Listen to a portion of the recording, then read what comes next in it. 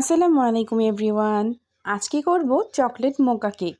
এই কেকটির ফ্লেভার আমার কাছে খুব ভালো লাগে। এজন্য আমি প্রথমে কেকটির গায়ে চকলেট মোকা ক্রিম অ্যাপ্লাই করে নিচ্ছি।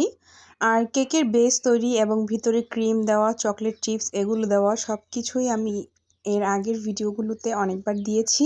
এজন্য নতুন করে বারবার আমার দিতে ইচ্ছে করে না। ইচ্ছে করলেও সময়ের অভাবে আমি এখন ইদানিং কাজগুলোকে একটু ছোট করার চেষ্টা করছি এবং ভিডিও যত সম্ভব কম করার চেষ্টা করছি। ছোট ছোট রিলস অথবা পিকচার আপলোড দিয়ে দিচ্ছি। এই যে দেখছেন কেক ফিনিশিং স্কেল ব্যবহার করছি। আসলে আমাদের বেকারসদের একটা অভ্যাস খুবই খারাপ। কাউকে কিছু করতে দেখলেই বা কিছু দিয়ে করতে দেখলে সেটা কতক্ষণ ইউজ করব বা ওইভাবে ট্রাই করে দেখব। এই জন্য দুই চোখে যা দেখি তা একবার হলে ট্রাই করি, পছন্দ হলে রাখি, নয়তো ব্যবহার করি না। আর এই তো এরপর ঢেলে দিচ্ছি আমি চকলেট গানাশ। এখানে আমি একটু ভারী গানাশ ব্যবহার করেছি এবং একটু পরিমাণে বেশি দিয়েছি। এখানে আমি পুরো কেকটিকে চকলেট দিয়ে কভার করব, এই জন্য প্রথমেই বেশি করে গানাশ ঢেলে দিয়েছি। গানাশটা হালকা হালকা গরম অবস্থায় আমি ব্যবহার করেছি এবং যেই দিক দিয়ে গানাশ লাগেনি এবং যেই দিক দিয়ে গানাশ বেশি পড়েছে ওই দিক দিয়ে অল্প অল্প করে দিয়ে পুরো কেকটাকে আস্তে আস্তে কভার করে নিব এবং এই কাজটি অতি দ্রুত করতে হবে। গানাশের কনসিস্টেন্সি ঠিকঠাক হলে এর স্প্রেটাও ভালোভাবে হয় এবং সুন্দর করে কাজ করা যায়।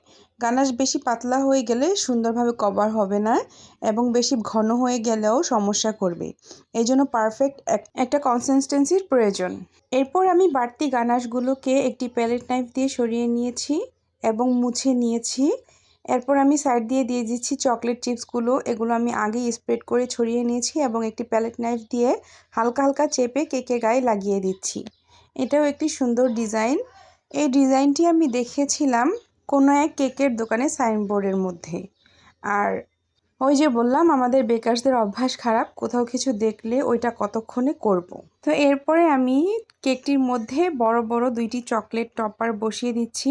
একটি অবশ্য বড় ছিল, একটি সিম্পল ছিল।